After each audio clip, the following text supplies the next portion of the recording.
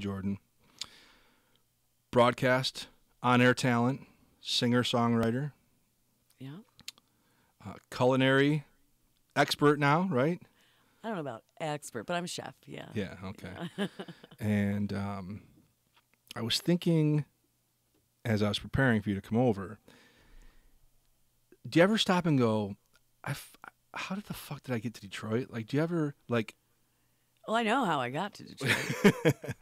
But, yeah, I guess, how did I stay in Detroit would be... Yeah.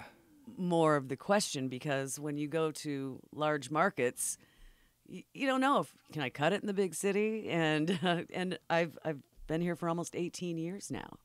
So Jesus. Yeah. 18 years. Yeah. Doesn't seem that long. I took a little detour down to Miami for about 2 or 3 years. Right.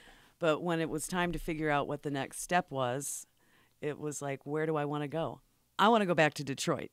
Yeah, so there was no doubt. Like, no when doubt. You had that little detour in Miami, and yeah, and you were kind of doing big stuff in Miami. That's when you and Peter were corresponding. Yeah, we had a syndicated talk show, political talk show, and that was through the UAW. They had a radio network, and so they hired Peter, and he hired me as his producer and co-host. And so when I moved, because I was married at the time, I had to move to Miami, and they set me up with a studio in my house.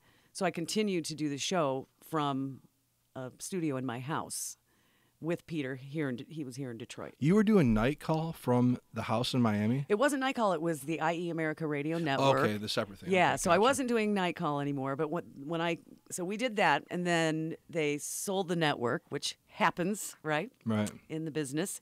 And it was like, okay, what do I do now? So I said, I want to come back. And Doug Podell, who was the first guy who hired me here in Detroit, hired me again.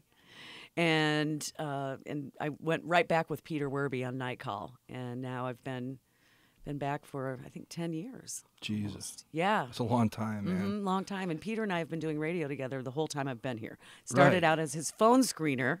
Right. Like, that's one of the first things you did when you came from Des Moines to Detroit. Yeah. You just, like, locked right into the Peter world, like, right away. Yeah, well, Doug Podell put me in there, and at first I'm like, what the hell is this guy talking about? And then I thought, wait, everything he says is what I believe. It was meant to be. I'm telling you, Tim, it was meant to be. So when I came back, Doug said, you know what? Get back in there where you belong, young lady. Yeah. And do your thing. And so now, we're co-hosts. And, awesome. And he's my mentor. He's my best friend. You guys are like family now. Yeah. I got to tell the guys in the control room to turn down their the laptop speakers because it's bleeding in a little bit. Yeah, I can hear it. Yeah. So we'll make sure that they take care of that. Okay.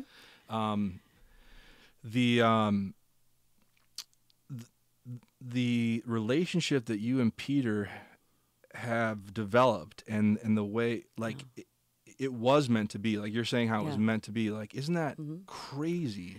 I don't know. I just think it's awesome, the fact that you came here, and it was sort of just, you came with your husband, right? Yeah. Who was both of our bosses, at the time. Ex-husband. Ex-husband. Yeah.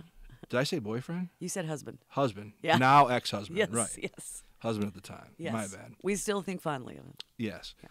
And so that was like on a wing and a prayer, like it was just marriage. I'm going. It's in radio, for people that don't know the radio business. If you're married in radio, and you both do radio, the one who gets the better job decides where we go. Yeah, you follow them. And I had a great job I'm from Des Moines, Iowa, as you know, Tim, but the listeners probably don't. So I had a kick-ass midday shift there. I was number one in my time slot. Listen, let's be honest. Yeah. Juline Jordan fucking owned Des Moines, right? That was your town. It was my town. That was your hood. That was your mean streets that you grew up on. Yeah, right? Did television and radio there, and but then and he was my boss. Full disclosure. Right. He was my your boss. ex-husband. My Our ex-husband. friend. Yeah. And so we got together, and the reason that we ended up having to leave is because the particular company that we worked for had a non-fraternization rule, and we were fraternizing. Big time. Yeah, big time. Yeah. And so they figured it out, and they fired him because he was my boss. So he sat on the beach, which is another radio term, when you don't have a gig. Yeah. He sat on the beach, and I was still doing my thing. And Doug Podell called him and said, "Hey, I'm interested in talking to you." So he said, "Well, I'd love to come to Detroit, but my wife does radio too. Can she come and be on the air at the Wrif as well?" And he goes, "Sure, come on." We'll figure it out. He never even... That's Doug. Yeah, he never listened to my audition tape, ever. No. Well, he wanted Troy. I mean, Troy is... So I got on the air, and he called Troy. He goes, "Well, you didn't tell me your wife is good at it," Right. which was a huge compliment coming from him, and not bragging. I'm just saying how it went, and I never looked back. And then so Doug rehired me, and then a few years ago, maybe 7 years ago, 6, 7, he went over to WCSX, and he brought me with him. So he's kind of hired me 3 times. I owe a lot to that man. I owe a lot to Peter Werby. Yeah. And it's just it's a great situation. Well, I owe a lot to, I'll be honest with you, I owe a lot to your ex-husband that we're talking about, Troy. Yeah. Troy means a lot to me. I'm not in close contact with him, Right. He's a busy guy. Busy guy. He moves around the country, but if he ever hears this, or if anybody who knows Troy Hansen hears this, like he's a huge part of my path, to where I got. Me too. Yeah, I'd love to have him on the show sometime if he, if you could get him in town. get him in Detroit somehow. Yeah. I don't know. Yeah. So, thank you, Troy Hansen, if you happen to come across this podcast, the Timkast. Right. So, you guys just got back from...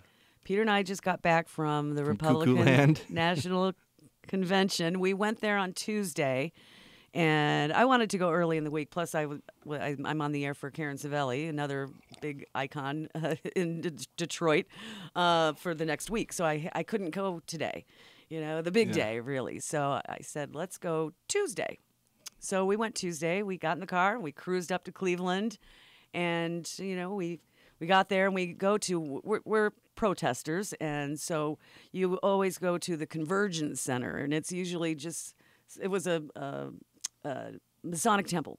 Okay. It was a Masonic temple, and we go in there, and we're looking for all the little hippies and anarchists, and all we had to do was follow the patchouli. Right. And we found that. Is that in the Protesters Handbook? It's just kind of what you do, It's what you do. Like Boy Scouts starting a fire with twigs and the protesters. It's step 1, sniff out patchouli. Yes, so we sniffed it out and went, and sometimes you sniff out other things, if you know what I mean. Yeah, sniff out some pot. But that was... There's usually a tambourine woman. There's usually some insane tambourine. There's probably several insane tambourine women. You follow the drums, you listen for the drums. Yeah. So we went there, and there wasn't a whole lot of action, which was really strange to me, because we go to a lot of protests around the country and always have, and usually there's tons of people at that Convergence Center. It was really empty, and I thought, what does this mean? Yeah. Does this mean that the demonstration, the protest, the rally, whatever you want to call it, is going to be lightly attended? So they told us where to go, and we went over the bridge, the Detroit Bridge, it's called, in Cleveland. And we found the public square, because that's where they said everything's going on. And there were people milling about. It wasn't huge, but as the day went on, it started filling up. And you know what it mostly filled up with? Were cops from all over the country. There were more cops than demonstrators, for sure. Now, today, being Thursday, it's even bigger. It's grown, So it was pretty lightly attended, but the diehards were there. And, So, I don't know. Is that condescending to okay, protesters, we're going to have you over here. Like, when I think protest, I'm like fucking Molotov cocktails and fucking you know what I'm saying? Well, no, I'm protesting here. Yeah. Okay, we're gonna have you protest across the bridge. Yeah. You bring your patchouli. Right. And your silly djembe. signs. Yeah, and your signs and your djembe drum. Yeah. Obviously you have some marijuana, so bring that with you, and we're gonna have you protest here. Yeah. Does that disrupt the? No, we don't let it disrupt us, and it just depends. For example, I went to George W. Bush counter-inaugural when he got in the second time. Yeah. And they have that was a really big one, obviously. So they have the protest zones, and you're behind a big fence, so that is a little bit cattle herding. Yeah. And it is a little bit disconcerting. Yeah, you put us over here, and you couldn't even see the parade route. You know, they had us a block away because they were worried about it. I mean, things do happen at these protests. It's always a few, though. You know, we protest peacefully, and we don't throw bottles at anyone or, you know, blow anything up or anything like that at all. But there's always a few of the younger anarchists that start it all, and then we all get pepper sprayed too. Yeah. Right? So so this was a public square, and this was just kind of where we chose to be, and they knew we were going to be there. Okay. And so it wasn't real locked in, except for they were all around us. It was amazing. Really amazing. You know? Jesus. But see, you're no stranger to that. No. You've actually gone to more intense protest environments. Yeah. In D.C. D.C., Miami, Chicago. Yeah. Oh, yeah. Real big ones. So this was pretty tame. It wasn't your first rodeo, but you've seen more intense shit. You know, the day that I knew you were going, obviously, because we talked about scheduling you to be on the podcast. Right. So I'm like, I'm texting you. I'm probably bugging the hell out of you, but I'm, you know, are you going today? Is today? You see what's going on down there? And the day that you did go, I read an article, just so happened to read an article about the fact that the Michigan State Police sent a unit down. Yeah. And that's what was happening, is that as the week grew, neighboring and not so neighboring states were sending state police forces. Oh yeah, California, we had LA police, and there were also police from Texas, from all over. Right. And they were everywhere. And there were a couple of snipers. They were in this big line the whole time we were there. And then they'd switch in and out. And then at one point, I don't know if you saw my videos on my Facebook page, but they were all lined up, and there was 2 sniper guys hiding, kind of leering behind them with their AR-15s, and I looked. I'm like, okay. It's on your Facebook? Yeah. I'll have to see if we can pull it up while we're talking. Okay. Yeah. Yeah, and so we did see that, but people were dancing in the water fountain, and people were playing their djembes and things like that. So there was nothing going on for them to police, really, except I will tell you this. You know who Alex Jones is? Yeah. Was he there? He showed up, and he's the reason there was any kind of ruckus that day. Because really? He came in with a bullhorn. He's just a fire starter. He's just a... Yeah, and he's got a team of people that... They're like a little fucking vaudeville act. Like, they stir... It's a little cult. Yeah. A little conspiracy cult. Yeah. And so that's when we were gone when that happened. We came back, and the cops had filled the whole plaza, and we were like, hey, what's going on? They said, we're just here for now. Well, someone told us that Alex Jones came in with a bullhorn and started stirring it up, and then people were throwing punches. So we missed the excitement, but when we came back, they were there.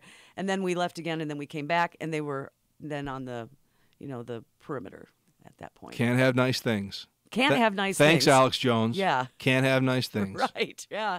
Yeah, this was one. This gal got up there and danced in front of them while We're looking at Juline Jordan's Facebook page, if you want to know what we're looking at. Yeah. We're looking at the token, the obligatory patchouli-drenched, crazy dancing woman. Yeah. And she just got up there right in front of... Yeah, it's like just another day to me. She got up in front, and she was doing her wild dancing, and the guy was on the side of the stage playing his drum. And she got so close to these guys, and she was whipping her hair around. Yeah. And I thought, this girl has some guts right there. I mean, I stayed over here. And then the drummer guy, come on, girls, get up here. I'm like, no, I'm not getting up there. She's bordering on a standing lap dance. I know. Right? I think those cops enjoyed it. Yeah, they don't seem to be too concerned about it, right? No. You got a couple different maneuvers here from these cops. You got the I'm not looking. Yeah. You know what I mean? I'm looking straight ahead, like I'm guarding fucking the palace. What's the Buckingham Palace? Oh, right. Yeah, they're trying to be Buckingham Palace guards and not ignore it. And then you got this black guy here he's watching the show, I think. He Good was for him. He was the only one who cracked a smile. Yeah. The only one. He loved it. Yeah. He thought, well, this is way more fun than just standing here staring at these people, right? Funny. Yeah. So, it was a good day. We also went to a comedy show with some Arabic and Muslim comedians. Oh. And I wish I had their names here, but they were fantastic. Were they? Oh, yeah. They made fun of themselves and made fun of people who say these outrageous things about the entire population. Maybe it's that simple. Do we just need some more Muslim comedians? Like maybe we need more comedy in general. More comedy in general, more quality comedy, but maybe that's the thing that we need. You know, maybe white waspy people. You know, the Jews brought us self-deprecation as a comedy art form, right? That was their assimilation. Oh, well, we'll make fun of ourselves to fit in, and right. You know, and maybe people learn from that. Yeah. See, it's such a slippery slope because you can't rely on it. Like you and I can say that clearly cultures, especially as it pertains to America, certain cultures have used self-deprecation as comedy to assimilate, to make the blow softer. That's right? true. But you can't you can't like sort of bottle that. You can't say, "Hey, Muslims, got a great idea. Mm-hmm. How about you make fun of yourself?" Like that in and of itself. Yeah. How dare you? How dare you say that? Well, no. It's cool because the Jews did it before the mm-hmm. How dare you? Right. The Jews. Now you're I think marginalizing their idea. It has to be their idea. It's got to be their idea. So how do we make it their idea? Well, they're doing it, right? It's happening. There are many Muslim comedians. So would they just do like they have bomb jokes and? Yeah, there's some bomb jokes and and and just in general, it was great, really good. Yeah. Yeah, Wow. I can't remember. I think they called it the angry Arabs or something like. It was something. That's the name of their tour. Wow. Yeah, and I met them after the show. Just great people. Well, I'm glad it was safe. Like, I'm glad, you know, it seems like it was peaceful. And I don't think it's going to be tonight, though. Tonight's where it goes off the chain. You know, what I was thinking, again, getting ready for you to go, I was so excited about you and Peter Werby going down there, and then you're going to be on the show, getting excited about that. And then I'm addicted to watching the coverage. Me and Dave, you know, my brother Dave Coughlin, drummer Dave. Oh, sure. We're both, you know, we're texting each other, calling each other. Did you see what just happened? Where are you watching it? Where am I watching it? I mean, what news outlet?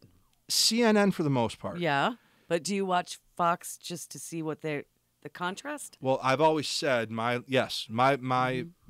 saying is that my belief is that the news is somewhere between CNN and Fox. If you check into CNN and check into Fox, the arithmetic between the two, you'll find news. I think you'll find the real news in more focused outlets, to be honest with you. I mean, I think CNN, I do believe that, in my mind, that they're the most balanced, okay? But you're talking about media. Yeah. So where is the balance? What really is the balance? And it's really the sensationalism on all of them. And it's also the repeating that goes on and the pounding it into people's heads, you know. Yeah. So, yeah, but I have a hard time with Fox News.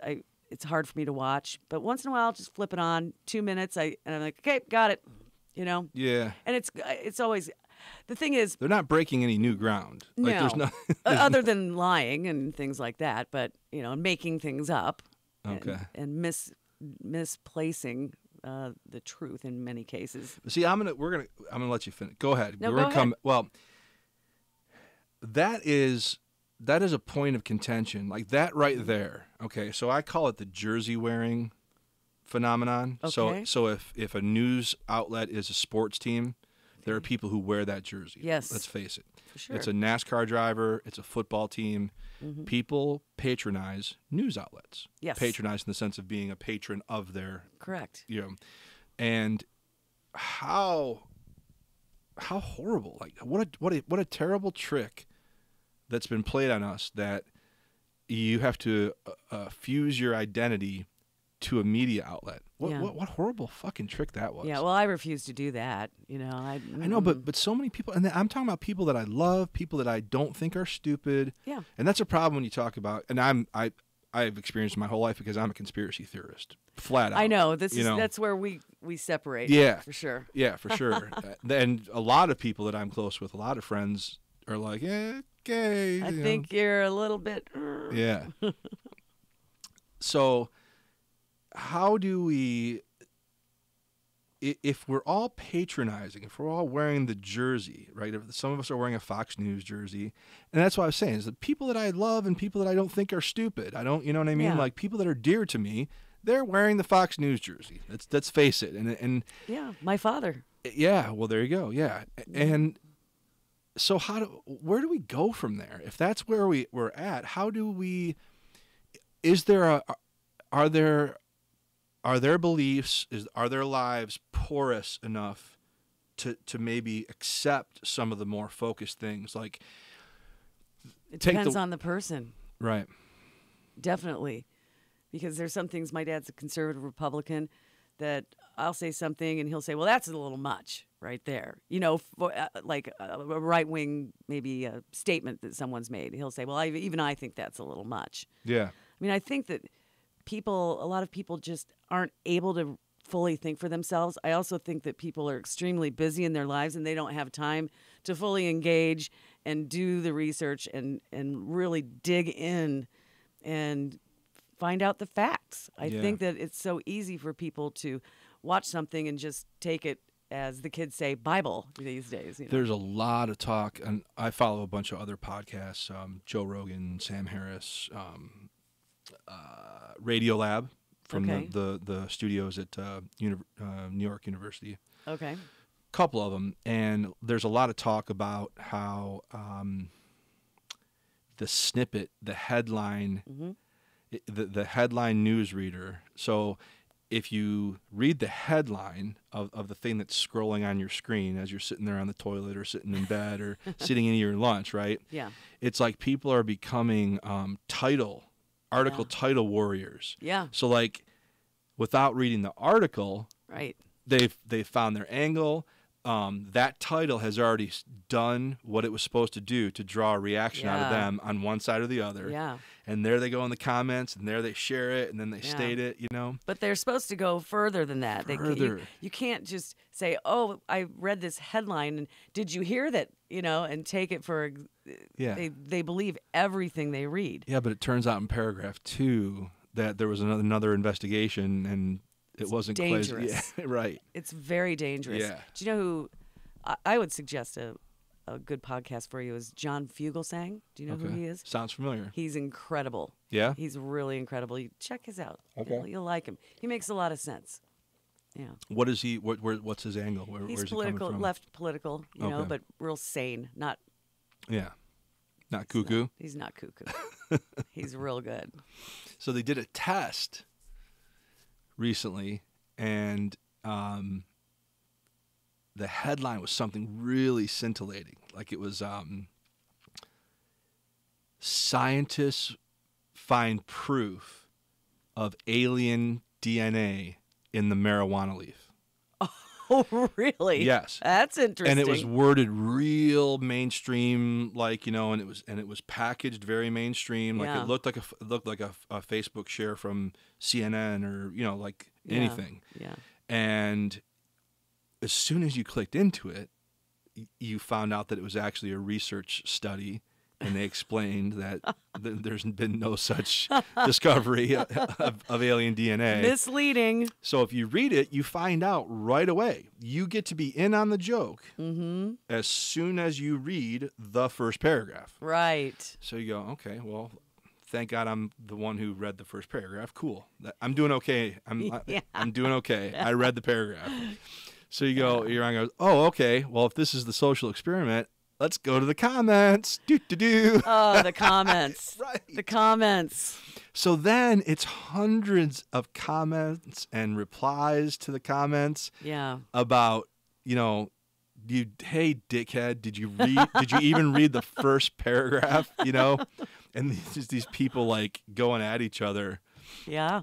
And they're dirty. Yeah. Because they're hiding behind those computers, aren't they? Yeah, for sure. Yeah. Oh, yeah, keyboard warriors. That's all. Oh, yeah, that's a thing for sure. I try to avoid the comments. They're very upsetting. Yeah. Well, God, being in your position, you got to have thick skin. As soon as as soon as you took this whole left thing and joined with Peter, which is I took it long before then. Right. It was more of a natural occurring thing in my life. Yeah. You know, it was not that animal rights is a lefty thing, but a lot of lefties tend to go there, and so I did a lot with animal rights and things like that. So, what were you protesting in Cleveland? So the Republican National Convention is there. Mm-hmm. Selfishly, I want you to use your passes and go correspond. Like, I want you to... Well, that's what our plan was, but there was confusion with our credentials. So I said, well, let's just do what we always do.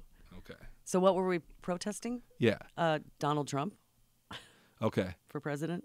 Just protesting that he's even... There. Yeah. Protesting the idea of him becoming president. Okay. So protesting everything he's ever said. Okay. Against everybody. Okay. Yeah. Yeah, so forgive me for being, whatever, nitpicky, but... I don't care. That's all right. Like... Nitpick away. So you're there protesting. Mm-hmm. Do you...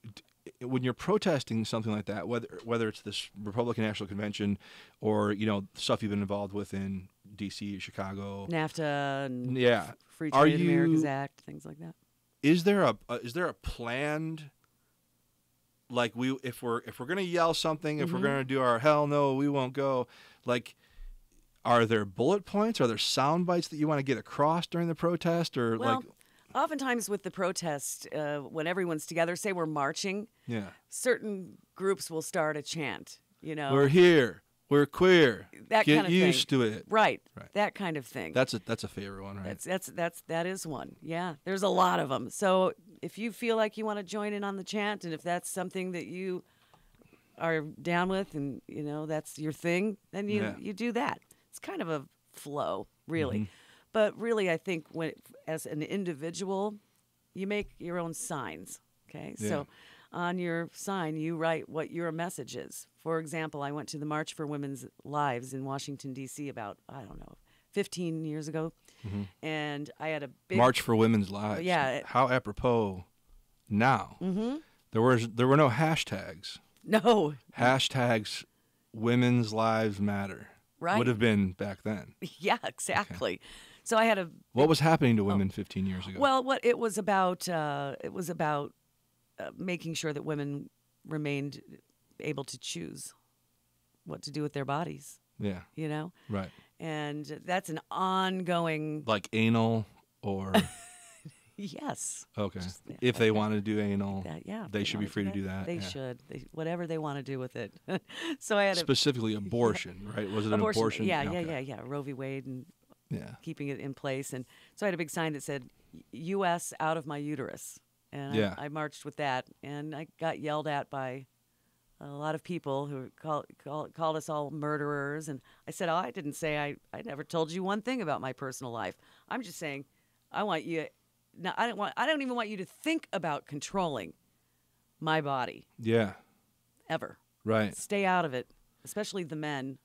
That really upsets me. Did you see that recent thing where a conservative correspondent guy is actually, I think he actually dated my cousin who's in D.C., Dan something. He went on to a pro-abortion rally. Pro-abortion. Okay. Yeah, pro-women's rights, get out of my body. No, that's anti-abortion. Yeah. Anti-abortion, yeah. I'm sorry. It's all right. All right, I'm drinking this tea that's got fun stuff in it. So an anti-abortion... Cheers. No, it was pro-abortion. These were people pro-abortion. So it was a pro-life rally. No, pro-life would be the opposite of pro-abortion. Pro-choice. Pro-choice rally is anti-abortion. Pro-life... How much wine have you had? Wait. Listen, this is you live, got me man. all confused. There's tens of people watching this. You got to get your head straight on. All right. So it was a pro-choice, meaning pro-abortion. Okay. Well, see, the thing that threw me off about that is... Well, this might be the point. Yeah, this go ahead. is the point, is that we never in my vernacular or any of the pro-choice movement, do we say we're pro-abortion? This is where I got confused. Okay. Because it's not pro-abortion. It's not. No, we're not saying, hey, get your abortion today, everybody. Okay. No, it's if you want to have one, and if that's what you decide, and you and your partner or whatever the case may be decide, you should be able to get one. But it's not like, it's not that's a pretty heavy term to say pro-abortion. Okay. Well, I got to tell you, that's really interesting from where I'm sitting because, I wonder, I don't know, you guys got, that movement has an identity crisis then, or at least a communication issue, because there's many people who think that the pro-choice, the pro-choice movement are pro-abortion, not true. And that's where they're wrong. That's where they're wrong. Absolutely. Yeah. And that's because in any discussion, any friendly disagreement or debate over dinner or in a larger thing or online, that seems to be, of course, that particular issue circles back to the killing of the fetus, right? That's what it goes to. Yeah. Let's not fuck around, right? Right. But then there's pro-life. Now that's a loaded term as well, because it's making it look like on my side that we're anti-life. That's not true. It's strictly about choice. We're not promoting that women do this. We're just saying, if you want to, that's the law. It's called Roe v. Wade, and that's a personal situation. Right. I understand. That people want to get really into. If I were running for president, here's what I would do. Okay. On this issue specifically. And I think that starting with this issue, it sort of cascade down to other issues. Abortion is murder. That's what you think? No. You're killing a thing. I think I don't look at it that way at all. I know you don't look at it that way. Yeah. But see, I think our world would be better if someone like you who I love you, you're pro-choice, I respect it, right? I get it. But if you could find your way to saying, yeah, we're killing something. I don't think that, because I don't think that it is viable. You want to have that thing. Yeah, and I do have that thing. Yeah. Why are you making me talk about this? What's that? Well, we just arrived to it. I'm sorry. Juline, come out and do a podcast. Yeah, talk about abortion. Talk about how you like to kill babies. No, I just think it's a prototype argument. I think that there's room for people on the pro-choice side to go, okay, maybe you don't think it is, but I see what you're saying, right? This could be I don't see what they're saying. I can see thinking how they think that they would think that, that their train of thought. I can see why they think that, because that's what they believe. It's pretty simple, really. Yeah. Yeah, and the only reason I got that deeply into thinking about that is I thought, well, what if there was a reality where pro-choice people could go, okay, I get it. From where you're sitting, we're terminating even the potential for life. I get it. Okay, got it. But I feel so strongly about the personal choice that outweighs it for me. I get it. Even if it's 2 atoms, 2 cells, right? I get it. We're crushing that. We're taking that potential of life away. Yes, 10-4, we are. Yeah. So if you could say that, right? Mm-hmm. And then go, but. Yeah. But. Yeah.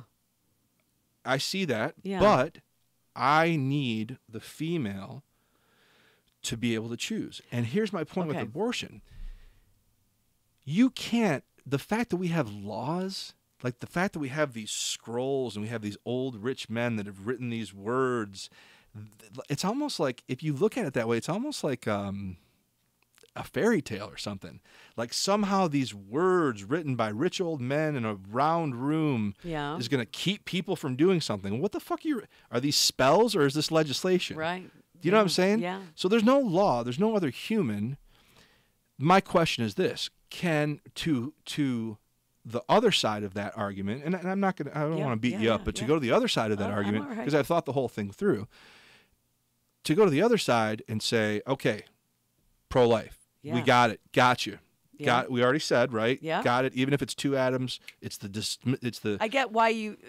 I get that you think that way. That's really it. Not necessarily why, but I get that you think that way. That's as far as I'm willing to go. That you think that way. Yeah. Yes. Okay. I get that you think that way. Right. But I'm never going to change my mind. And what about we turn that? Because well, that's what I'm saying. What about then turn the around. pro-life people? Why can't they do the same? Well, that's where I'm going. And say, okay. Well, that's where I'm going. So, but they're never going to. But this is Tim running for president. Give me a chance here, okay? Oh, boy. Just as you. I'm not voting for you. Okay, that's fine. But you humored me and went down that rabbit hole, and we arrived where we arrived, right? And I'm saying you go to the other side and you say to the pro-life person, you say, okay, but let me ask you this: pro-life person, Christian, whatever they are, however you want to paint that picture, right? Yeah. Can a female human be pregnant without anybody else knowing? Yeah. Yes. That's an absolute truth of nature. Right? Yeah. So as sure as we sit here, right, as sure as the sky is blue, right, sun's yellow, a female human can be pregnant, can become pregnant without another human knowing. Yeah. Okay. Then the next question, Mr. Christian conservative pro-lifer, right? My next question for you, if you agree with that. Yeah. Can a human female terminate her pregnancy without anybody knowing? Yep. Okay. So how the fuck can you have old rich men sitting in a round room writing on scrolls and casting spells called laws to prevent people from terminating pregnancy? Yeah. You can't. No, you can't. And even if it's a law, and let's say it's a safe in a doctor's office procedure, okay? You're minimizing the collateral damage to mental health and right. But what they can do is eliminate it in a certain state, which is what they're doing all over the place. They're just making it a lot harder to do it, or say you can't do this in this state anymore. So let's say there's a state like Texas would love to not have any doctors performing that procedure for sure. So there's certain states where it's more difficult to get that than others, and that's kind of a state by state thing. Yeah. Okay. So then when that happens, what happens is women resort to very unsafe measures, and there have been many women who die because of what they did to. Right. So and this might be naive, but my vision, and thank you for humoring me as I went on the long explanation, but I'm trying to find ways that people can take off their news media jerseys. Yeah. And find like that. To me, if we talk about the absolute truths of that issue, there's common ground. You were willing to say, okay, I hear that you think that way. Yeah. I hear you that you don't even want to destroy the two cells as they meet. Right. Even at day one, you think that that's destroying a potential life. I hear that you think that way. I get it. I get it.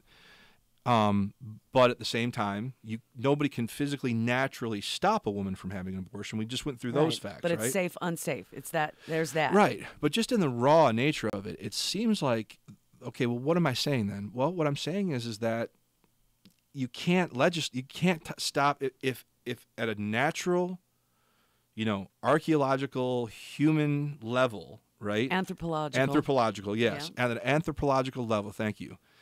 You can't know if a human female can be pregnant without other humans knowing, and a human female can terminate her pregnancy without those other humans knowing. It's just the difference between safe then this or is not off safe. the table. So the onus, I think, becomes on the conservative pro-life to live that way, live that as an example. Sure. Right? Yeah. Reach out to people who are struggling with that decision. Sure. To me, the onus shifts to them.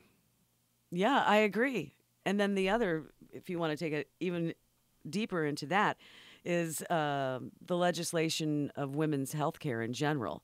Trying to take away organizations like Planned Parenthood, where 98+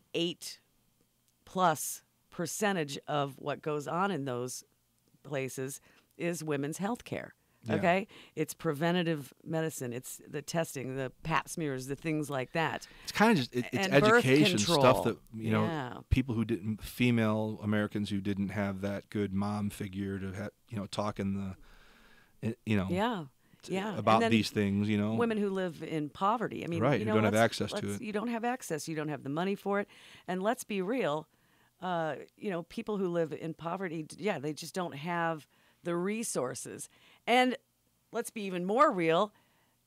Most of the population has sex. Okay, it's a need for some people. It's a desire, a need and desire. We're sexual human beings, and and so it's going to happen. Yeah. So if you reach out to these communities and you say, "Hey, here's free condoms, and we're going to give you birth control," and then you could just go at it. But that's not the situation. Now, are there people who don't care and just, have sex without protecting themselves? Sure. Yeah. That's part of it. Sure. But that's where we go back to the education. Yeah. So. Yeah. I just wonder if there are these sort of touchstone things, and maybe not, I don't know. Maybe there aren't. I guess I'm an idealist. I'm a problem solver. You know what I mean? I always want to try. I want to solve problems. Yeah. But that's a guy thing too. Guy thing, correct? Yeah. And you, I guess you find out that people are entrenched for so many very different reasons. Yeah. Like they're not just entrenched to be. Well, I guess your some upbringing, your religion. There's so much. Yeah. Yeah. The nature of your life, so many things. Yeah, so it's not as cut and dry as I would have liked to think. No. Maybe with my abortion example. No, nothing is. Yeah. Nothing is cut and dry. Yeah. Because we're all complex human beings. Yeah. We all have so many different things going on in our heads. Every person, it's like every snowflake. Not one is like the others. So they say, it's the same way with people and how they think and how they feel. And how they conduct themselves in their lives and what their surroundings are, what their job is, how they were raised. All of it. There's too much to ever cut and dry and put anyone into a box. Not one person should be put into a box. Yeah. And there's also, on the counter to that, I don't know if you've read about it, there's a huge movement of taking that away, of saying that our concept of self is a delusion. Is something that we've tricked ourselves into believing, that we actually are a common organism. So there's actually more commonality. That sounds so boring. And we all do have commonality, okay? Women have boobs and and men have that and we all have feet. Well, most of us, but that's in general, and hands and How dare you eyes. Feet shame? Are you feet shaming amputees? No. I thought you were leftist. But you know what I'm That's saying? That's really insensitive, Juline. You're gonna get a lot of fucking email. Oh no, those are the only commonalities. Other than that, my God, everything else is individual. We're snowflakes, baby. Snowflakes, huh? Mm-hmm. Well, that's interesting. So, what do you ever? Is there anything on the conservative side? And you grew up in a very conservative household, right? Yeah. Your dad, bless his heart, he's a love him. Successful businessman. You love him, right? Love him. And we just don't talk about politics. Yeah, well, Very it much. would probably get intense, with the journey that you're on. It's probably pretty intense, And we don't want to disrespect each other. Right. So, is there anything on the conservative side, on the conservative owner's manual, is there anything that you ever go, that makes sense? Well, that's a reach. Fiscal? Fiscal, I do believe if, like, my dad's a self-made man. Yes. I think that when, God forbid, he passes, that they shouldn't take the inheritance tax. I don't like the inheritance tax. That's a very conservative thing to say. I know. It's a very selfish thing to say. So that's great. And you're honest right? Yes. And I asked you, and you said it, right? Yes. Okay. I said it. See, that's the cleave. Those are the things that I'm talking about. Mm-hmm. You know. Yeah. That's those little cracks can lead to so much more. I don't know, dialogue or understanding. That's another example of how we're all different. Yeah, I guess my point is, the larger point is that I think what's happening right now with people battling against each other, whether it's fucking digitally or whether it's in person, I think this is corrosive. I think it's horseshit. Oh, yeah. I think that we're all in the same boat. I mean, come on, look at the numbers. You know, these ridiculous... Well, we're not all in the same boat. No, not by any means. I think we are. No, not by any means.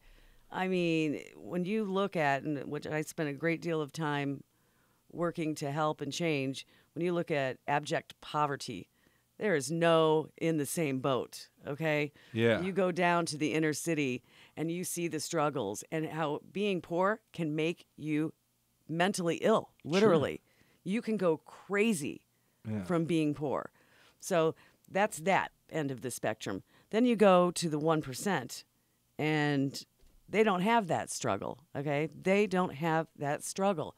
So there is no commonality. There's no in the same boat. Oh, no. I'm not talking about that. Okay. The boat that I'm talking about is the boat from the 1% to the abject poverty. But you also have to think about this. Like, I consider myself on the abject poverty team. I'm very blessed and have resources I'm in radio, and stuff. Come on. Yeah, I have these resources, and I have family, and I have a support system. Like, I'm not saying I'm very blessed and grateful, but I consider my condition much more aligned with those that are in abject poverty than those that are in the 1%. Yeah. And that's the boat that I'm talking about. Yeah, but sadly, that in between is becoming more like this. That that middle class is disappearing. Correct. It's becoming them and us. Oh, I mean, very much so. It's going just like this. That's what I'm saying. And if we continue on that path, it's going to be us and them for sure. It's going to be like Guatemala. Them and us, yes. Guatemala, that would suck. How long are you projecting Guatemala-like conditions in America? I hope that things don't ever go There's too parts much of Florida that are like Guatemala right now. I mean, the poverty, and when you go to, let's say, Brazil, and people are going to these big garbage landfills, and that's where they get their food, and the people are running around with high-powered weapons in the streets. They're policing themselves. Yeah, that's cool. Do we want it to become that way? Sure. No, we don't. Yeah, I love that. No. I love Brazil. Brazil's got it. Little corruption. Hard to ship shit there. Yes. Have you ever tried to send a fucking package to Brazil? Well, here's the thing. I have a friend who's from Venezuela. Yeah. And I went. Also difficult. Yeah. There's terrible. Yeah.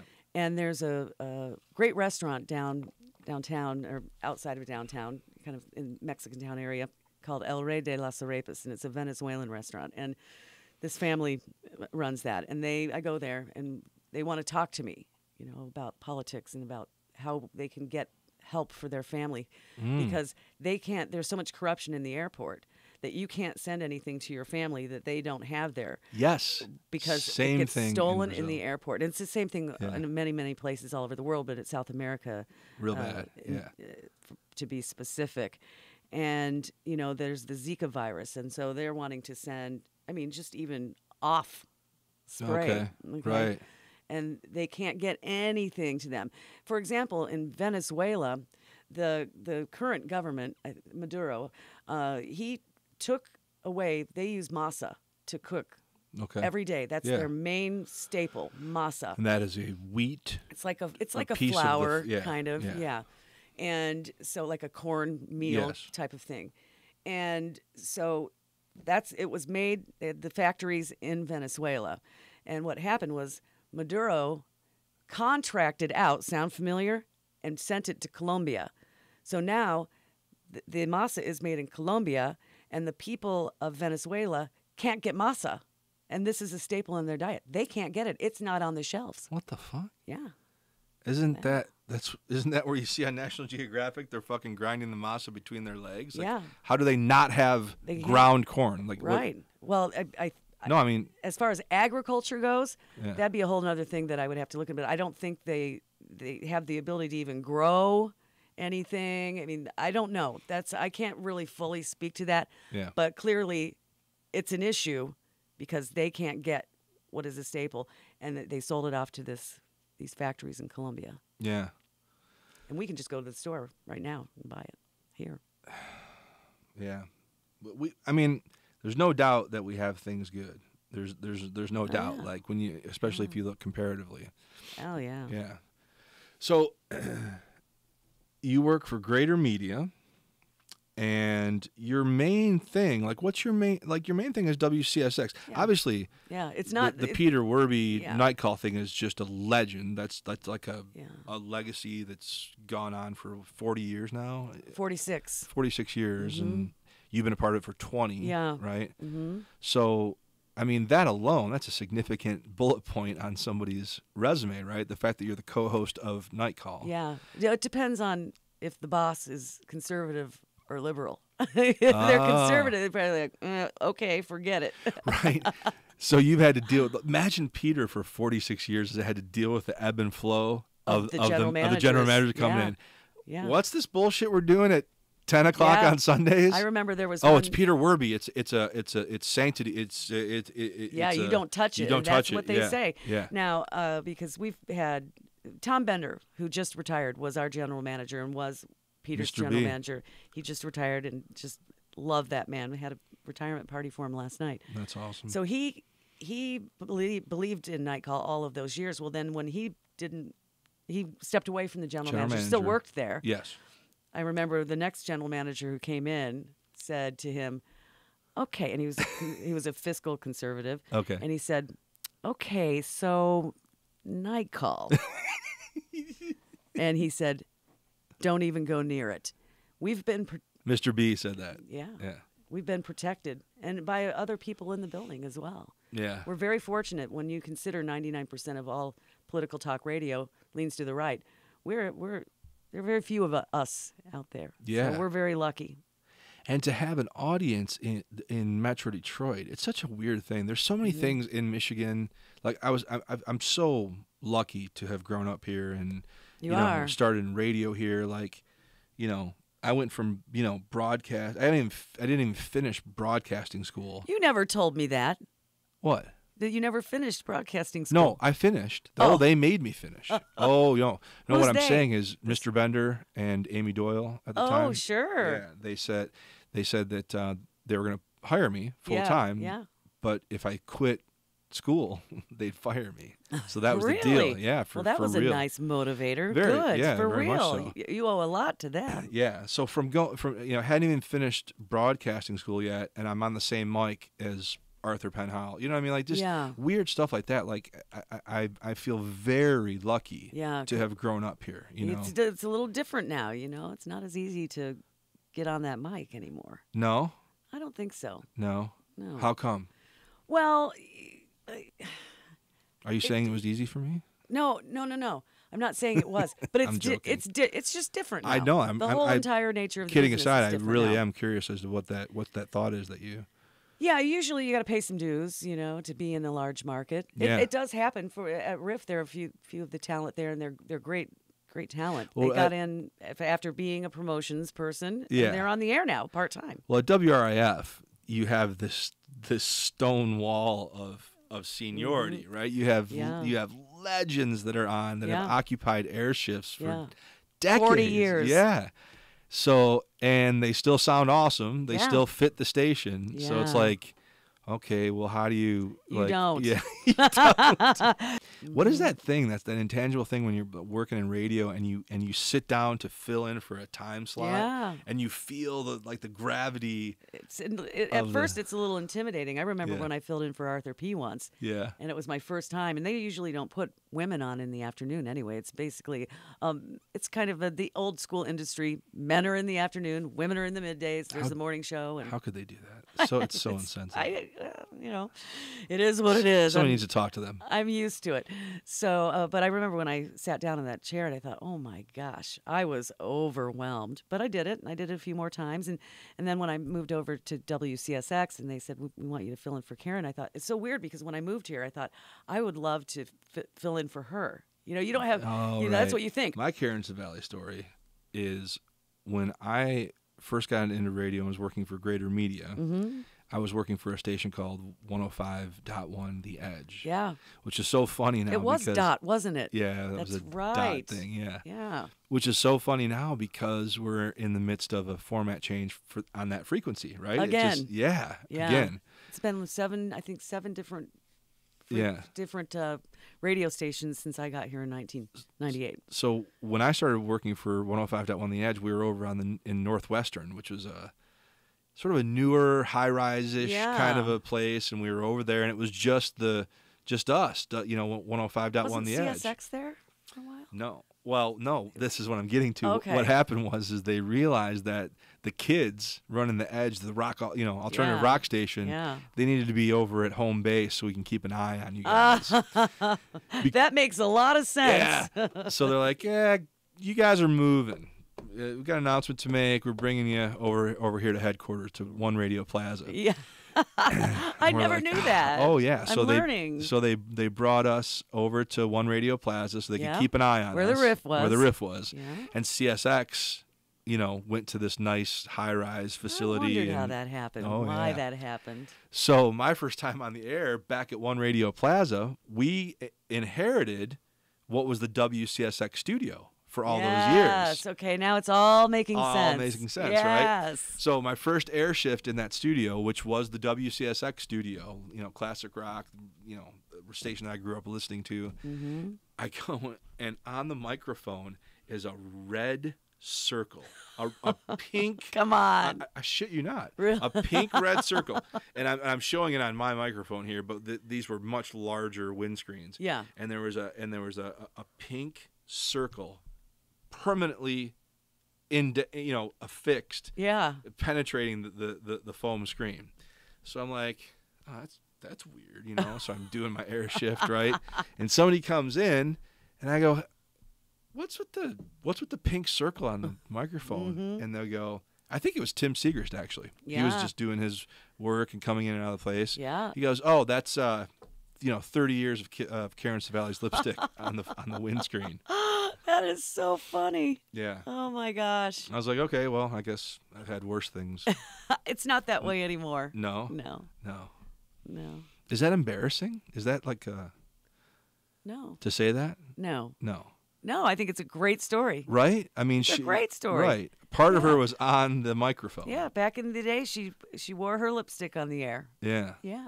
So this 105.1 thing, or now 105.1. 105.1 The Bounce. 105.1 The Bounce. Yeah. So they were trying to do a sports radio thing. Yeah, for several years. Drew was over there, and they gave it a go. Yeah. And that fell apart. Just didn't work out. Yeah. And so I've never, we were talking about this the other day, I've never seen so far on social media a more loud reaction to the new station. Yes. Yeah, it's hip hop, old school throwback hip hop R&B. And people are on Facebook talking about loving it. You never see that. You never see somebody posting on Facebook, I love this radio, right? Oh, yeah. We're getting, there's not even a program director there yet. They're in the process of, doing all the hiring and things like that. That happens when you start a new station from scratch. So there's all that goes with that. But, there's emails coming in, requests coming in. People are ready.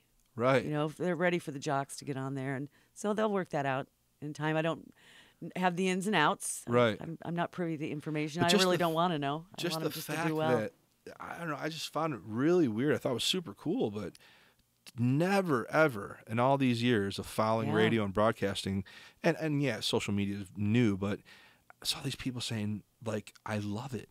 They do. The Bounce. I love it. I know. It's good.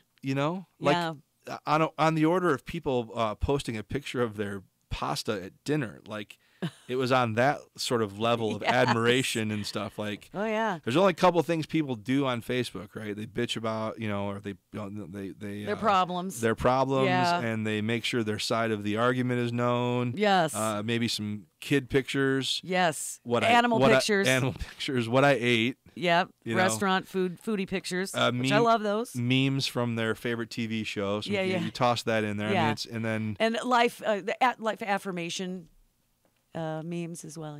Yeah. And how you should act memes. Right. Yeah, those are always good.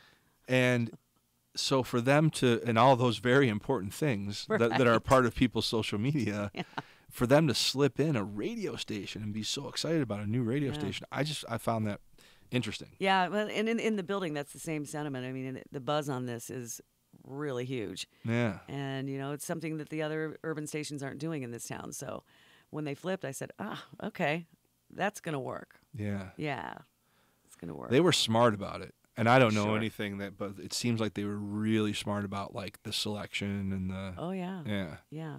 There's a similar station within our cluster, in our radio group, I should say, in Boston. Okay. That does that. So they've had great success with it in Boston. And I think they thought, you know what, Detroit? Yeah, I think this could work. I love it. I love all of our radio stations. Yeah. So what was the going back to the convention? Yeah. RNC. What is your takeaway?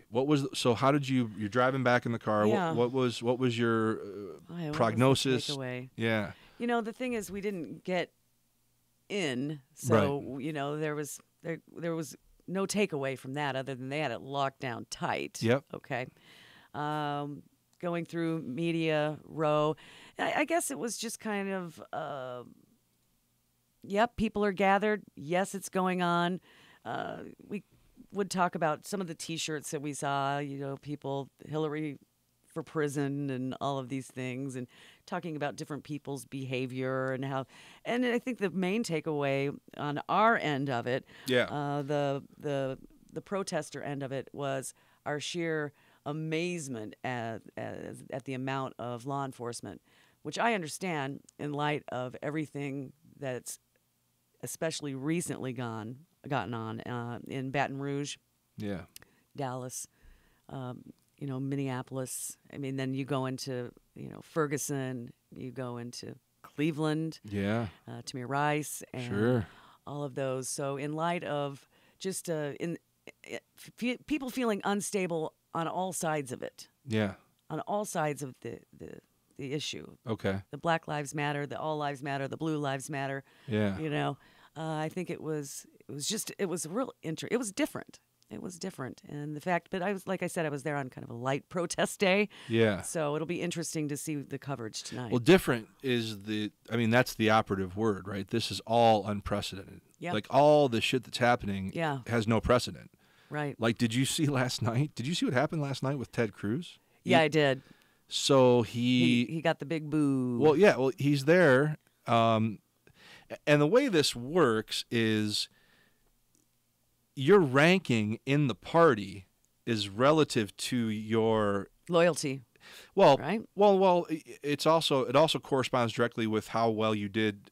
Did you do in the last election or primary? Yeah. So and he did well. He did well. Yeah. He almost made it, right? So by that sort of rationale, he's sort of like the second in charge of representing the party, right? Yes. So he gets up there and it's all happening so fast, and he just looks like the dude from the Munsters to me. Yeah.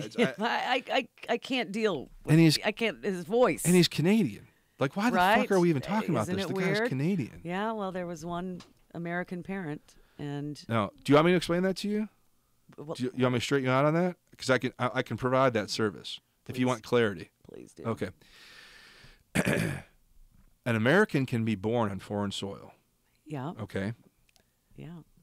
But the parents at the time of birth have to cloak that child in the Declaration of American Citizenship. No, huh? Yes. Cloak that child in the Declaration. How do they do that? So they say, we are Americans. This child will be American, and they process his birth as such. Okay, but they can still live in Canada? Yes. See, the difference is that Ted Cruz's parents did not cloak him in American citizenship. They did not wrap him in American citizenship. I'm going to take you at your word for now, but I'm definitely going to look into this. Please do. Yeah, I will. Please do. Yeah. I'm not doubting you. I'm not making it up. This is from me reading decisions and what do you call it? Legislation? Decisions and God, why is it the word escapes me, but it's all right. Perspectives, or what is it? People write decisions, right? Yeah. And then there's a dissenting one, like opinions. Yeah, so written opinions. So this is based on opinion. No, there's been opinions, but when legislation, when a Supreme Court, justice or one of their clerks writes an opinion, yeah, they cite law in their opinion. Yeah. It's their summary and it's their view, but throughout the course of the paper, they're citing precedent. They're citing So there's precedent, there's opinion, but that doesn't necessarily lead to. Well, you have to have a ruling. That's the thing, and that's what Trump was trying to push on Cruz, was somebody has to adjudicate this. That's the real problem with this whole crazy dude that's a Canadian trying to run for president. Right. Is it has not been sufficiently adjudicated. Exactly. That's the problem. Exactly. So he can do that. Yeah. That's how, because otherwise he wouldn't have gotten up to one of those podiums. Well, common logic is he wouldn't be a senator. Well, that's another thing. The senator, because naturalized people can be representatives, right? Mm-hmm. You just can't be. A naturalized man was the governor of California. That man, the governor, that guy, he should be our king. Sure. But for president, okay, he should be our king. Yeah, King Schwarzenegger. Oh my! Wouldn't that be great? Oh no, it's problem solved. Not so much. So. So I'm not making this up, but from those opinions and decisions, and although it hasn't been sufficiently adjudicated, you can still sort of gather from the precedent and the rule of law that's written in those opinions and dissenting opinions that, okay, well, this is, if it does get adjudicated, this will be the crux of the matter. Okay. What I've found is that at the crux of any adjudication of this, it will be what his parents did at the time. And the important thing, and it doesn't matter now because he's whatever. He's been booed off stage. He's been booed off stage, yes. The tribe has spoken. There's no more Ted Cruz. But if it ever does come down to it, it's going to be the fact that his parents didn't say, this is an American child. They chose. It's interesting. They chose it. And I will look into it. Yeah. But I'll also say about Ted Cruz, do I like him? No. At all? Nope. Don't like him. Okay. Yeah. But the fact that he stood his ground made me have. You're circling back to what I was talking about last night. A little more respect. He did not say toe the party line. That's He did right. not endorse. I was like, hey, okay. Yeah. Go for it. You stood your ground. Now, these folks who, all of a sudden, okay, well, I guess if Trump's going to be the one, I was like, okay, here we go. I'm just going to do it. Yeah. I have a lot less respect for that because when the primaries were going on, think of the things that they said and the things they accused him of that they were so hell-bent on. This guy is absolutely not okay, not presidential or anything. So then they totally change their mind and then they stand side by side with him on stage. Pence, who is now the vice presidential nominee, he was anti-Trump, and now he's right there. Oh, we are a force to be reckoned with. No, I don't have respect. That's hard to swallow. That's one of the hardest things to sort of buy into. Is this you're not good enough. You're not good enough. You're not good enough. Oh, you won. I guess you're good enough. Yes. You're good enough now. It drives me crazy. But that happens with both sides of this whole thing. Oh, right? for sure. Yeah. Because we're about to shortly we'll be watching this Hillary's happen. Yeah. Court and look what he said some pretty bad things about her. So what does a radical leftist hippie protester like you? I'm radical, but I'm not as radical as they come, for sure. Oh, there's more radical. Way more. Shades of gray. Way more radical. I know. Yeah. Okay. What do I?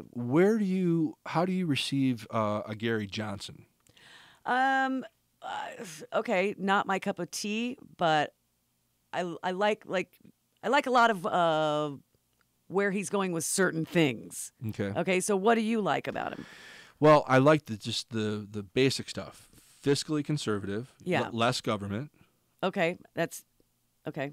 You know, and the protection of personal civil liberties. You know. Yeah. To me, that's. But he's Tea Party, isn't he? No. He's libertarian. He's libertarian. Which is they kind of they do Yeah, intermingle. but they there's do intermingle. not as much. Yeah, but they. And libertarians, to me, just take it a little too far. Because when you look at workplace regulations, unions, things like that, not for that, right? Well, libertarian, they would leave it up to the people. So if the people decided collectively that was right for their circumstances, a libertarian wouldn't stand in the way of organizing labor.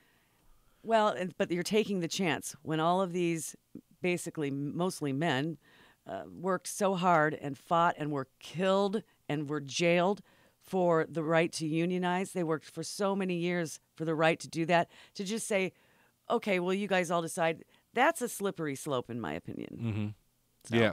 So that's the slippery slope. That's what Yeah. makes people uneasy about the libertarian thing is Yeah. that it as it protects the larger concept of personal civil liberties. Yeah.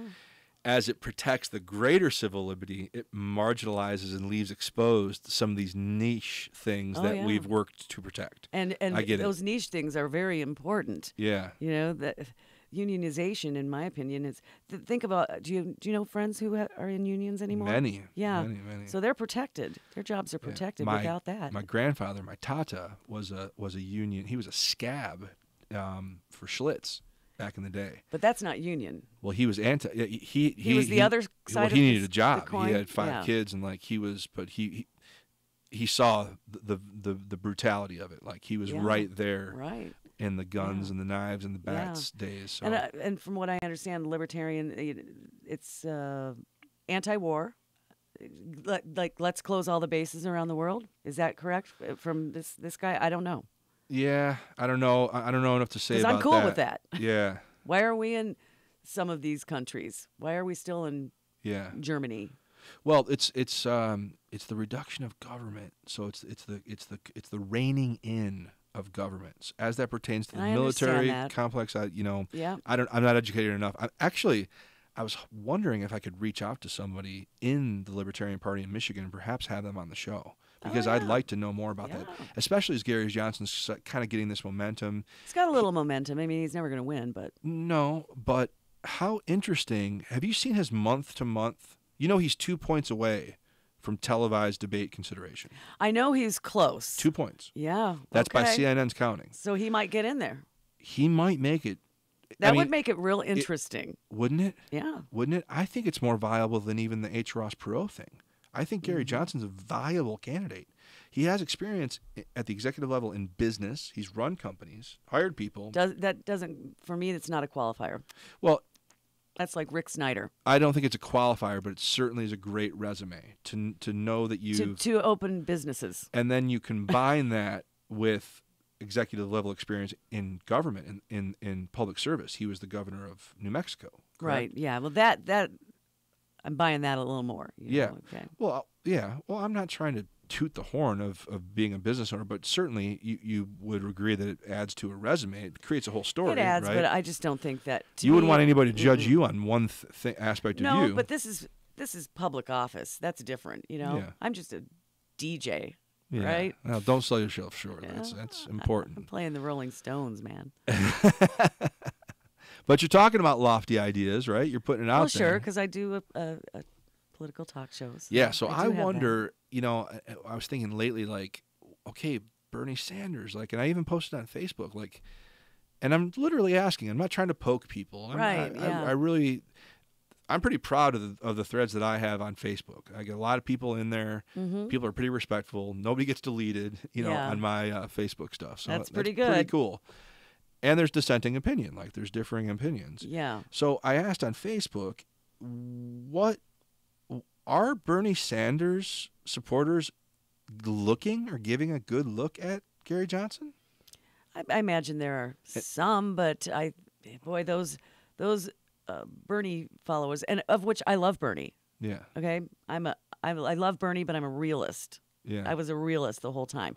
I liked that he gave it all the way to the end. He gave it a push. Sure did. I love that. Yeah. Nobody told him when to quit. He decided. No, he decided. And did I think it was probably time to quit a little bit before that? Yeah. But you know what? Go, Bernie, go. Yeah. It was impressive when you look at he's not third party, obviously, but he kind of is. It goes back to that choice thing that we've been as a thread we've been talking about through everything is he was exercising choice. Yeah. You know? And he opened things up. Even though running as a Democrat, he's a democratic socialist, so I consider him somewhat third party, especially with his ideals, and he's held to these ideals all of these years, and so I think that was the closest that we've ever been to having kind of a third party, even though it's within the party. It's baby steps, and this is what I tell people. They're like, it's Bernie or bust, this whole Bernie or bust movement, which I think is dangerous. How's that working out now? Well, and a lot of people are, the Bernie or busters, some of them are saying, okay, well, Bernie said he's going to go over here, so we're going to do it because we don't want Donald Trump in office. So they came down to earth a little bit. Yeah. But I get it. I love Bernie. Isn't it a weird thing? That's such a weird thing, the devolving of one's, not beliefs, but like one's patronage. So now after these primaries, these mini things, right? And we keep track and we watch the numbers so closely and all the talking heads on the news channels, they all tell us when it's worthless for a certain candidate where they they cannot possibly reach critical mass. And, and then sure enough, the next day their campaign announces that they were withdrawing, right? Yeah. And people have to devolve and like retreat from. I think it's devolved, but it's evolved too. It's it's always sure, right? Because evolving. you gotta go somewhere else. Yeah, or the deconstruction of I don't know what fever or like it's the jersey wearing, right? You got all these people on Facebook, and I had them. I know you had them. Bernie, and these Bernie people were amazing. Like they were local and then city and county. That was incredible, right? Really, kudos to the Bernie movement, man. Not a lot of money, but a lot of passion. I had friends that I've known for years that took up the baton for Bernie, and they were planning stuff like just down at a bar or a restaurant or something. It was that grassroots organization. Was inspiring. It's the people taking things into their own hands, which is what needs to be done in this country for any change. This is the closest we've gotten. I've always said it's baby steps when it comes to this two-party system, and you want that third party. We're not ready for it yet. Okay. We're not ready, but it's gonna happen. I guarantee you. Everybody has to have a little patience. If you're a Bernie supporter, I'm saying, and you as a libertarian, everyone has to have a little patience because you can't change these things in one election, 2 elections, 3 elections. We go back to who was it? The chart guy. H. Ross Perot. Yeah. Then you talk about Nader, and you talk, Jill Stein, all of Gary Johnson in your arena. So it's the growing of a movement of the people, and that's what creates real change in a real political, socio-political movement or organization. So you do feel. You said flat out it's going to happen. You think that some third party, some viable third party, is going to wedge its way into our process. Eventually, I don't know if it's going to be in our lifetime. Yeah, I don't know when. Yeah, because no one can say. What do you think about this depends whole on the people? This prevailing waste? I don't want to waste my vote thing. I find that to be I don't like that. Yeah, it's very disconcerting because like it takes me to a chicken or the egg type thing. Yeah. And we're sitting here talking about your strong belief that a third party can wedge its way in. It's inevitable, right? It's inevitable. So, and you talk about how we're sort of so close, and we all have to be patient, right? Baby steps. Well, yeah. So, but to paint this picture of us being on the precipice of some sort of party change, right? But then you got all these people singing this song about I'm not going to vote. Waste. Well, no, I'm talking more about the wasted vote thing where, I had people on my Facebook last night. I posted some stuff about Gary Johnson, really just kind of surveying and asking people that I care about. Yeah. Asking the question, posing the question, have you looked at this? Have you thought about this? And I had a great conversation. Okay, on so Facebook. with your definition of wasted vote, if I've got you correctly, is that they say if you vote for Gary Johnson, that's a wasted vote. Yes. Okay. Yes. All right. Got it. And all that wasted vote math that exists, and it exists everywhere. It's so interesting because I welcome a cross-section of people on my Facebook. I'm very proud, and I love a cross-section of people. And you find out when you do talk to a larger cross-section of people that are coming from the Trump, a woman who's like a mom to me, my friend's mom. Okay. She said in this thread, I like Trump. I'll be voting for Trump. Right. Great. And like this, and my uncle Norm, he got on there and said, ditto. I agree, right? Okay. And then you had other people doing the whole wasted vote thing. And that really, like the people that were like, and one of my friends said, I will vote for whoever is highest in the polls on November 7th, whose last name isn't Clinton. Right. There's that, right? Yeah. But then there were some people that were just adamant that like a vote for Gary anybody, Johnson, Jill Stein, is a waste. Because they Well, won't get elected. Right. Is there any hope for that? Well, I mean, it's pretty complex because wasted vote. Okay, I get what they're saying. Okay, we go back to that. I get what you're saying. And that's the desire to be. I want to see it goes back to the desire to be right. And people want to say, if Hillary does win, if Trump does win, they want to declare that they bought stock in that. Right. They bought Apple stock. They bought Home Depot stock. They bought Trump stock. They want to be able to say that. Yeah. There's that, or they just really don't. They really do believe in the wasted vote. But there's also the people who say, I'm not voting for either of them. A friend of mine from back home said, I'm not voting at all, female. Yeah. And I said, listen, women fought very hard. The suffragette movement was not an easy thing. Women were put in jail. I'm pretty sure women died. And are you telling me you vote shamed your friend? I did. And I said, how insensitive. But you know what I said? I know. I said, I don't care what you do. How do you know if she identifies as a voting female? She does, because I know her. Oh. And I said, just go there. I go, I don't care if you write yourself in. Back in the day, you wouldn't have been able to vote. The suffragettes fought very hard for you to be able to vote. You have to exercise your right to vote. And she agreed with me. So is there no case to be made that abstinence is not a voice? So you're saying that the abstinence to abstain from voting, you're saying that that's not a voice, that's not a worthwhile voice? I don't think so. No, not at all. I think that too many people, when you look at African Americans who couldn't vote for so long, women who couldn't vote for so long, for so many years, and you look at all the countries around the world that they have no say in anything. We are fortunate to be able to go to those polls, but it needs to be taken. I always like taking things another step farther. And Election Day should be a national holiday. So people aren't struggling to go to work, pick up their kids, put food on the table, and try to get to the polls by 8 o'clock. Yeah. Or try to get to the polls during their noon hour, but they only have an hour, and they have to clock in, and they will lose money or get docked or get in trouble because they're late because the long lines are so long. You know what? That's an interesting thing, yeah. I totally support you 100%. And I noticed something, and I'm glad that I have somebody here that's much smarter than me and has more details. Well, you're much more plugged into these issues, and you and Peter don't mess around. You guys don't talk about something unless you know what you speak. Right? And if I don't know it, I'll say I don't know it, and then I need to look into it. I've never, as Peter Werby always taught me, never guess. Yeah. Well, I listen to Peter, like when you were a kid. When I was a kid, well, my whole even today, I go, okay, this guy. And I consider myself chock full of some pretty good knowledge. Like I know all kinds of knowledge. Yeah, but then I got around Peter as an adult in my radio career, and I'm like, wait a second. I know nothing.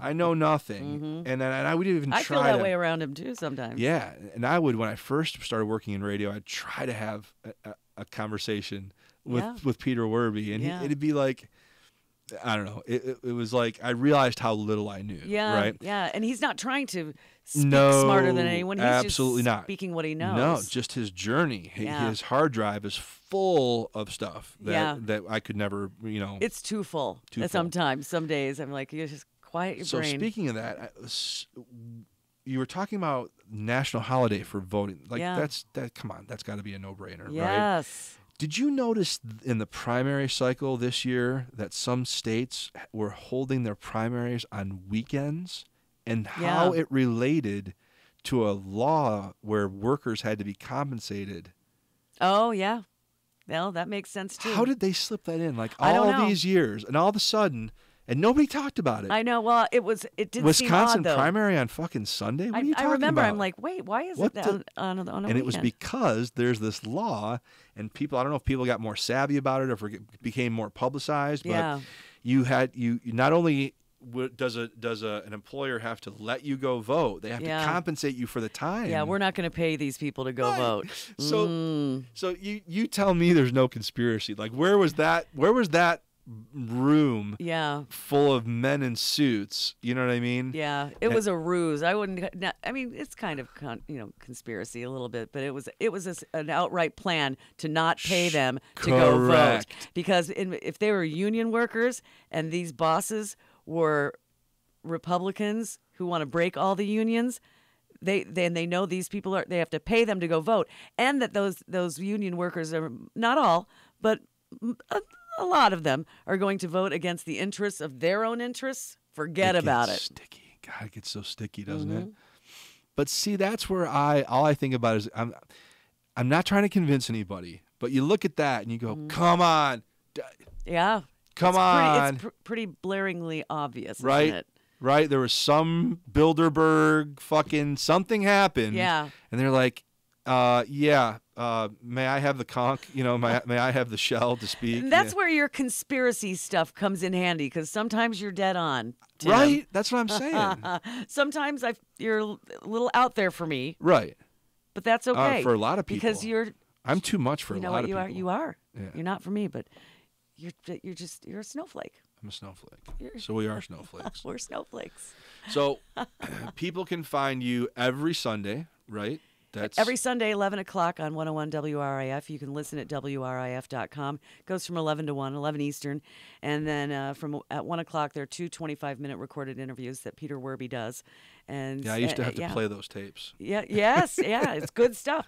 And then also we have a Facebook page, which is Night Call with Peter Werby and Juline Jordan. Yes. And Peter's website, peterwerby, WERBE.com. Okay. So those are the main places to find us. And Peter maintains that Facebook page like a mother. Okay. So that's important to you guys, is the Facebook page, because after we complete the show and finish recording, when we upload it, there's that area in YouTube for me to include things like your website and stuff like that. Yeah. So I'll make sure I put that in. Okay, good. Yeah, that'd be great. Tune in, and we have weekly podcasts. It's a podcast of the show. So when the show's done, we upload that to our Facebook page, or you can go to WRIF.com/podcasts, and all of our podcasts are there, so you can listen to as many shows as you want. And you've dipped your toe into the whole podcast thing as well, right? Yeah, I'm doing, because I'm a chef. I have a podcast called Chefs Who Rock, and I interview chefs from this booming restaurant scene in Detroit and in the metro area. We have such a cool restaurant scene happening. So I interview a lot of different chefs. I just interviewed a female chef, Larissa Popa. She's the meatstress. That's what her name. She likes doing whole hog butchery. Get it? Really? Yeah, and she teaches people classes down at Easter Market how to break down animals and all that. She does it live down there. She got like a little station set up and shows people. Yeah, that's cool. Yeah, so butchering is a thing that is like it's almost like a dark art. It's a lost art. Yeah, it's old world stuff. And she's from, oh boy, I can't remember exactly where it was, but some old world, maybe not Czechoslovakia, Ukraine or something like that. Sure. So Eastern Bloc. She's bringing back those old traditions that were in her family. Yeah. And I do that. And then I have a blog called Rockin' Recipes, and I cook all of that, and I put it. That's all at Wcsx.com. Cool. Yeah. All that podcast stuff and your blog stuff is up there. Okay. Well, we'll put that in there too. Okay. I don't know. I think you got to do one of those chef things here at the studio. In the I'm kitchen going at to. the studio. Thank you for offering. Yeah. I'm excited about it. I mean, I think we have. Will you shoot it for me? For sure. Oh my! For sure. This is great. The whole time you've been doing that, I've been cheering you on. I think it's such a no-brainer, and people love their food, and people. Food's hot. Yeah, and there's so much going on in Detroit. I had Vinny was on the Sponge. Yeah, was on the first official. And the Orbitsons and Crud. That's right, all those. Do you know what they just did with their most recent album? They crowdfunded the album that they're touring in support of right now. Yeah. They're out with Everclear and Sugar Ray and I love it. Yeah. And they did a crowdfunding project, and they partnered with local breweries, craft beer. Brilliant. So they would do a song a day, and they would have one of their friends from a microbrew company bring a beer, and those people would get to sit in, watch them mix the song. So smart. Yeah, then they crack the beer and they talk about the beer, and these people were like intertwined, and they had episodes to it. They would I they saw would film that. Yeah. Very creative. And we talked about the fact that there's people that come from all over the country and all over the world to get Detroit craft beer. Isn't that amazing? Yeah, and then you started doing your food thing, and it's Yeah. just like, I don't know, sometimes people take for granted what kind of a treasure we have here. God bless Detroit, man. Biggest treasure. Yeah. Oh, I love Detroit. I'm crazy about this town. Yeah. And the people in it. Isn't that funny that I started off the podcast asking you, do you ever think about how the fuck you ended up in Detroit for this long, and we're back to Detroit? And you know what? Now the question is, will you ever leave? And my answer is, hell no. Hell no. You're not leaving, huh? Not leaving here. So you're just a Detroit girl now. I am.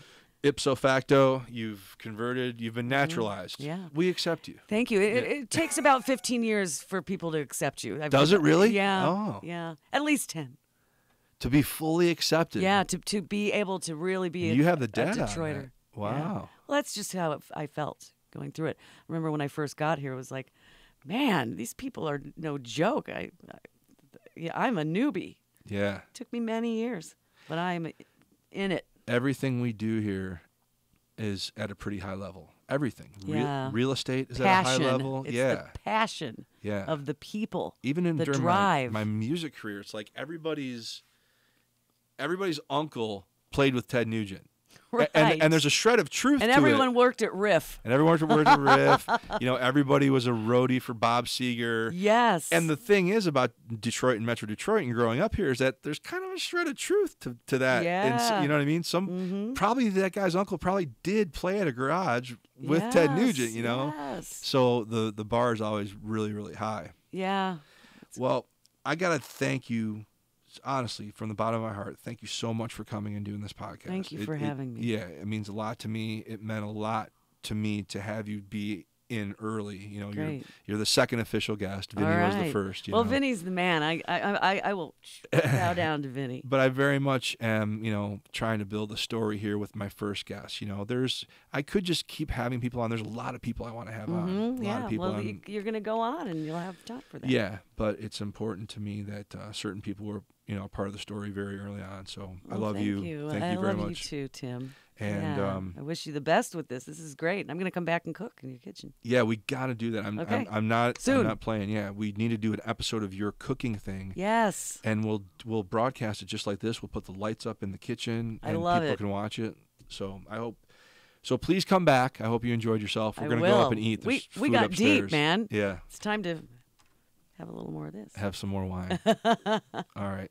Thank you very much. Goodbye.